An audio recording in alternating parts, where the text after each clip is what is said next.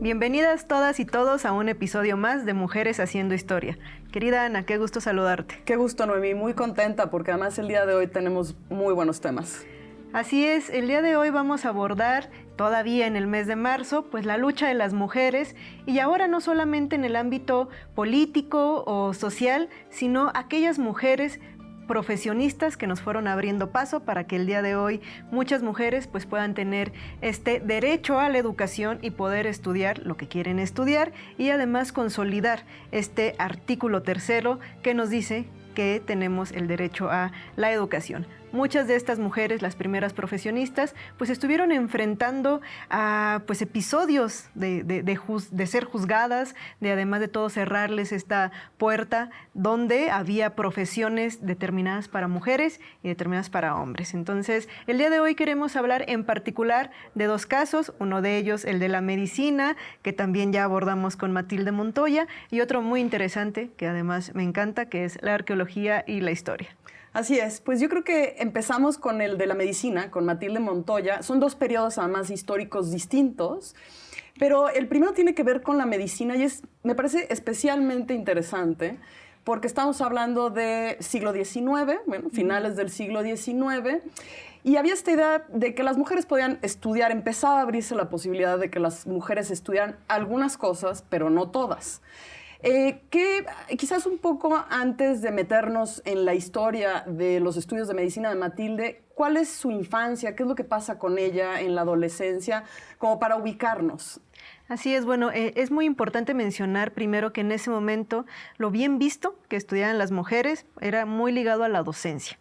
Entonces, gran parte del acercamiento a las primeras letras y después lo que ahorita denominamos como estudios de primaria, que en ese momento era enseñanza elemental, pues era básicamente el aprendizaje de leer y escribir, y después muy encaminadas a esto que era considerado como la parte maternal, la parte del cuidado muy relacionado a la docencia con esto. Entonces, en el caso de Matilde, lo mismo, seguramente estudió en alguna de estas escuelas de primeras letras para mujeres, en la enseñanza muchas veces en las mujeres de clase un poco media, podríamos decir, que eran clases particulares, y después de eso, pues algunas se encaminaban a lo que era la secundaria de señoritas, que después se iba a convertir en el periodo porfirista como la escuela normal. Ese era como el destino de aquellas mujeres que podían estudiar, porque también pensemos que en ese momento eran las menos, y mucho de ello pues estaba también condicionado con el posicionamiento social que tenían en ese momento, pero bueno, era por un lado clases particulares o ya estas escuelas elementales que se dan en los periodos liberales, pero también como muy marcados a lo que tenía que ser la mujer de momento. Y en el caso de Matilde, ella muy joven empieza a tener formación y práctica como partera, ¿no? Ese es, digamos, como su primer acercamiento a la medicina, también con esta idea de, bueno, las mujeres se pueden acercar a la medicina siempre y cuando sean las enfermedades o los, bueno, enfermedades, esto no es una enfermedad, pero los cuidados que estaban vinculados con las propias mujeres, ¿no? Había ya una primera restricción, pero entiendo que ella en Puebla se vuelve una partera muy joven, casi adolescente, muy famosa, y en parte también porque había, seguramente si hoy en día hay violencia obstétrica, no me quiero ni imaginar lo que era en aquel entonces que tu parto fuera atendido por un hombre. Entiendo que había muchas malas prácticas, el uso de forceps, digamos, todo lo que incluso se vive hoy en día con mucha violencia hacia los partos, las posiciones.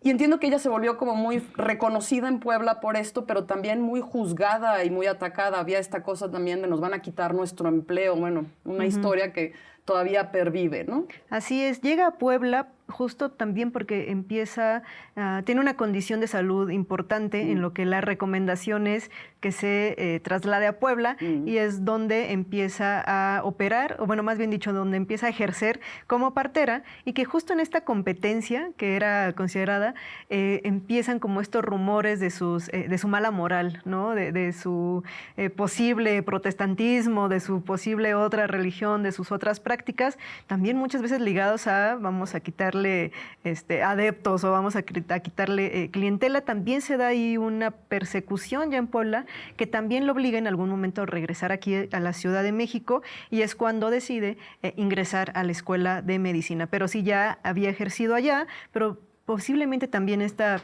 persecución que se daba a su práctica la obliga a regresar a Ciudad de México. Y en la Ciudad de México logra entrar a la Escuela de Medicina y bueno, ahí hay un proceso del que hablaremos un poquito más adelante, pero logra y consigue hacer el examen profesional. Si te parece bien, vamos a ver la cápsula que habla específicamente de este episodio del examen de Matilde Montoya.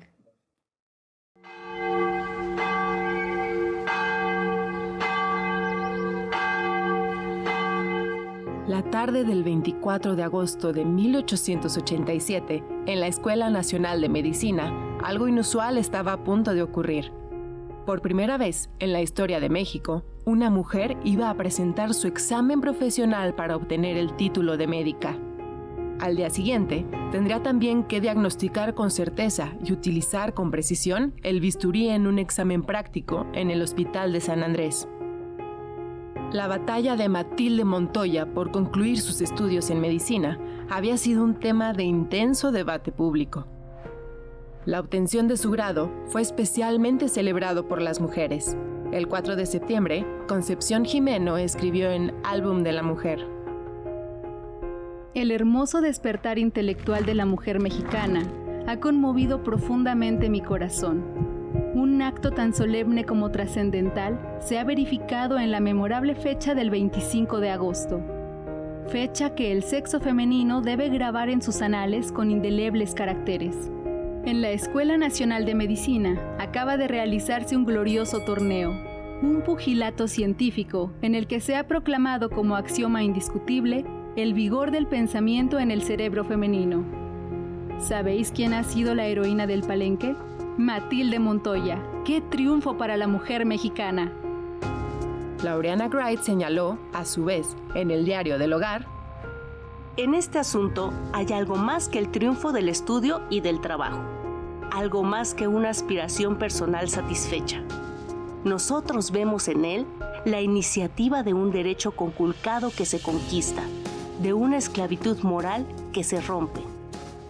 En medio de este atraso social, que a grandes rasgos hemos tocado, aquí donde la mujer es constantemente el blanco de la crítica, aquí donde no ha podido conquistar ni el derecho de presentarse sin la obligada compañía del hombre en ningún teatro, restaurante, ni paseo público, a no ser los templos, porque se lo prohíben las leyes del buen parecer, aquí decimos: la mujer que ha sido la primera en pasar esa terrible barrera del qué dirán, la primera en escalar el santuario de una ciencia monopolizada hasta hoy por el sexo fuerte.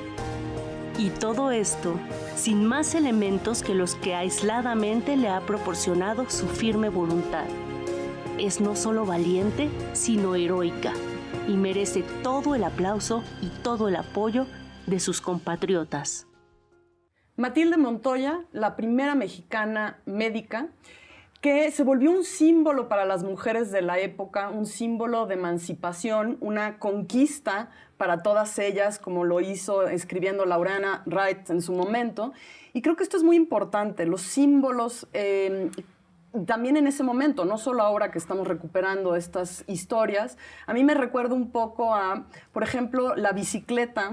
Es un ejemplo un poco raro, pero la bicicleta en Inglaterra con las sufragistas se volvió un símbolo de la emancipación. ¿Por qué? Pues porque permitía que las mujeres tuvieran autonomía en la movilidad. Y yo creo que el examen de Matilde se volvió, lo supieron leer en su momento, como esto está rompiendo un muro que nos va a permitir llegar a todas, ahora sí, a estos estudios que nos han sido vetados. Hubo claramente también en su momento mucha oposición también. Así es, y yo creo que algo fundamental, tal vez para pensar este examen en su contexto, pues es recuperar el momento en el que se llevó a cabo, que estamos hablando de finales del siglo XIX, y podríamos decir, sí, la primera médica mexicana, cuando, bueno, estaba ya toda una tradición histórica, el proceso, la partería, pero el por qué este momento es tan importante y por qué era muy importante mencionarlo, porque bueno, el contexto nos habla de que había acusaciones acusaciones ya no solamente en el sentido popular, o eran acusaciones científicas, ¿no? Eran publicaciones, eran argumentos pseudocientíficos de cuáles eran las cosas que podían pasar si las mujeres osaban a dedicarse a la medicina, ¿no? Así, o sea, nada más dimensionando, había una publicación, el Magisterio Nacional, que recuerdo que dice que la instrucción científica daña el organismo de la mujer. Y cuando tengan hijos, los hijos iban a nacer anémicos, débiles y enquencles. O sea, sí, me encanta esa palabra. Me acuerdo que todavía la llegué a escuchar mucho.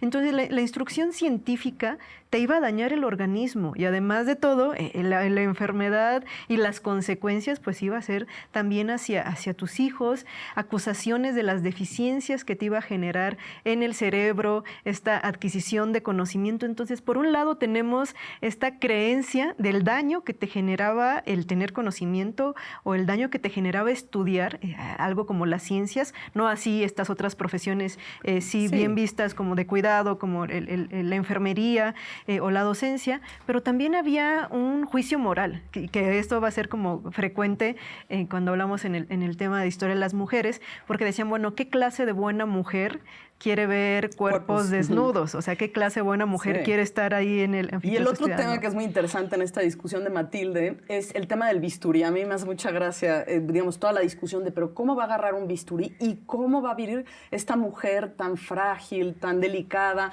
Va a abrir un cuerpo, va a amputar una pierna. Y yo creo que eso es una cosa que prevalece todavía hoy en día de, pues, ¿cómo va a haber una mujer albañil? ¿Cómo va a haber una mujer herrera?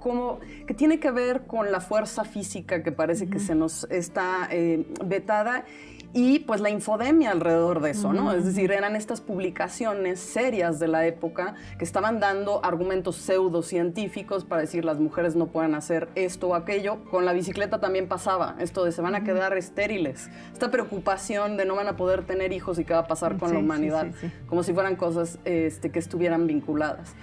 Pero si te parece, vamos a un corte y regresamos con otro gran caso. Bueno, a mí me encanta la historia de Eulalia Guzmán. Vamos a un corte y regresamos con Eulalia Guzmán. Mujeres haciendo historia. Continuamos. Mujeres haciendo historia. Regresamos. Regresamos a Mujeres Haciendo Historia, y el programa de hoy está dedicada a aquellas primeras profesionistas. Hablábamos ya de Matilde Montoya, la primera médica mexicana, y bueno, y toda la polémica que se generó en torno a aquel examen donde, bueno, es reconocida como médica. Y ahorita queremos retomar el caso de otra espectacular profesionista que en lo particular hay algo muy ligado a ella, hay una historia también. Nos sentimos identificadas. Exactamente, una historia personal. Sí. Ella tenía dos pasiones, es decir, también la docencia y la historia, y bueno, eso me interpela incluso también en el ámbito personal. Estamos hablando de Eulalia Guzmán y les invitamos a conocer su historia. La conciencia mágico-religiosa del antiguo hombre de México lo sumerge en un mundo incorpóreo y lo mantiene en íntima unión con seres que forman ese mundo, dioses y fuerzas. Esta unión mística o contemplativa, mitad terror, mitad amor, le hace sentir el ritmo del cosmos y vibrar al compás mismo de él. La normalista zacatecana Eulalia Guzmán Barrón tenía 40 años cuando ingresó a la Universidad Nacional Autónoma de México para hacer la maestría en Historia y convertirse en una de las primeras arqueólogas e investigadoras de códices y documentos prehispánicos de México. Ahí conoció al arqueólogo Alfonso Caso, quien la invitó a colaborar en la exploración de Monte Albán. En su tesis de grado de maestría, reconocía, entre otras cosas, que este es el carácter fundamental del arte indígena, porque es mágico y religioso, por eso es rítmico, estilizado, ornamental y simbólico. El interés de Eulalia por la historia y la arqueología surgió unos años antes, en 1926, cuando la Fundación Alemana Alexander von Humboldt le otorgó una beca para especializarse en ciencias de la educación en la Universidad de Berlín y en la de Jena. Y además de viajar por Alemania, Eulalia pudo visitar Grecia y Constantinopla. En 1934 fue nombrada jefa del Departamento de Arqueología del Museo Nacional. Eulalia Guzmán publicó diversos artículos en el Boletín del Museo Nacional, en los que dio a conocer los resultados de sus exploraciones arqueológicas, entre las que se destacaron las que realizó en la Mixteca Alta de Oaxaca, en Chiapas y en Morelos. Eulalia Guzmán también realizó trabajos históricos con los códices y los documentos antiguos resguardados en la Biblioteca del Museo Nacional. En 1936 fue comisionada por la Secretaría de Educación Pública para buscar antiguos documentos mexicanos en bibliotecas y archivos en Berlín, Viena, Londres, Oxford, Copenhague, Bruselas, Milán, Florencia, Bolonia, Roma y el Vaticano. Permaneció en Europa hasta abril de 1940, recopilando una importante cantidad de fuentes sobre el México prehispánico. Vivió por temporadas en Alemania e Italia, donde también pudo constatar el estado de vigilancia, la degradación social y la crueldad del nazismo, que denunció en su libro Lo que vi y oí. Además de sus intereses académicos, Eulalia Guzmán siempre tuvo inquietudes políticas y sociales. Con tan solo 16 años, se unió al club político femenino Admiradoras de Juárez, para luchar junto a sufragistas como Hermila Galindo por la ciudadanía plena de las mujeres. También apoyó la causa antirreeleccionista y durante el gobierno de Francisco I. Madero estableció junto con otras normalistas un centro de alfabetización para obreras. Décadas después, Eulalia Guzmán participó junto con Vicente Lombardo Toledano, Narciso Bassols y otros políticos e intelectuales en la fundación del Partido Popular Socialista. Hacia finales de los años 40, Eulalia Guzmán se vio envuelta en una de las polémicas arqueológicas más intensas del siglo XX. Fue la encargada de la investigación y recuperación de lo que se creyó eran los restos del Tlatoani Cuauhtémoc. No obstante, arqueólogos como Alfonso Caso y Jorge Acosta, amigos suyos, criticaron los hallazgos, afirmando que no había procedido de manera científica. Más tarde se comprobó que los restos no pertenecían al afamado Tlatoani, lo que impactó en el prestigio de Eulalia. A pesar de los ataques de sus detractores, su compromiso con la investigación y comprensión del mundo prehispánico, lo mismo que su activismo político y social, continuó hasta 1985, cuando falleció a los 94 años. Eulalia Guzmán, pionera de la arqueología en México, pero también una mujer con una vida, con muchas vidas en una, eso es lo que yo diría, y con un inicio también muy interesante, porque ella se integra al club político Admiradoras de Juárez, en donde conoce a Hermila Galindo, y se empapa de toda esta discusión sobre el voto femenino, pero además se involucra con la lucha antirreeleccionista de Madero. Y cuando matan a Madero y a Pino Suárez, ella forma un colectivo que era el Club Lealtad, o una colectiva, diríamos hoy en día, de mujeres que iban a la tumba cada domingo. No solo a honrar a los líderes, digamos, que habían encabezado esta oposición al régimen de Díaz y habían luchado por la democracia, sino también para continuar con la lucha. Entonces, es una mujer que va a tener una carrera profesional muy importante en el desarrollo de la arqueología, incluso en la recuperación de los documentos, pero también con un fuerte compromiso político. Así es una mujer que vive casi todo el siglo XX. Además, eso es... Bueno, a los 94 años, sí, ¿no? O sea, es impresionante todos los episodios que le tocan vivir a Eulalia Guzmán, y además ella va a estar presente y va a tener un papel y va a estar protagonizando. Es impresionante casi todo el siglo XX. Y siendo testigo de cosas increíbles, ¿no? Completamente. Primero como maestra normalista, ella es originaria de Zacatecas, como ya escuchamos en la cápsula, se viene a la Ciudad de México, ingresa a la Normal, como muchas de las mujeres de la época que podían tener estudios.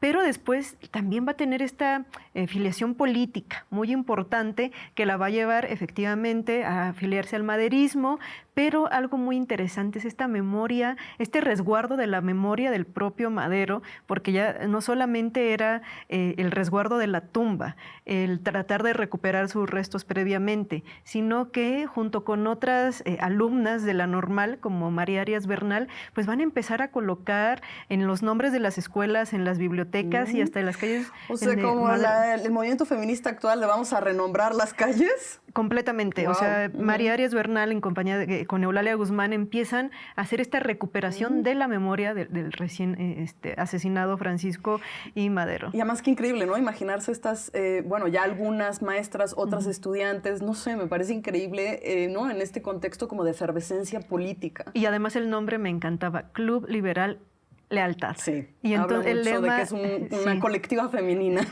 Y además el lema era siempre leal. O sea, me encanta toda la organización que se daba en torno a la tumba de Madero, porque además les valía a las mujeres también la cárcel. Por ejemplo, María Arias Bernal, en este caso, en estos pronunciamientos, ¿no?, contra el golpista Huerta, le valía estar constantemente encarcelada. Bueno, pues la vida de Eulalia Guzmán tiene este periodo revolucionario donde la vamos a ver afiliada al maderismo, en esta defensa contra el golpe de Estado de Huerta, y después, concluida la parte armada, pues la vamos a ver en las campañas alfabetizadoras. Sí. No por nada es la directora de las campañas alfabetizadoras de José Vasconcelos, o sea, en un momento... Y luego también entiendo que hizo trabajo en comunidades indígenas del pueblo yaqui, también, ¿no? Esta cosa de empezar a hacer un proceso, digamos, de alfabetización intenso y descentralizado. Y además de todo, utilizando los medios de la época, porque va a ser a través de becas, así, bueno, ahorita llegamos al momento en el que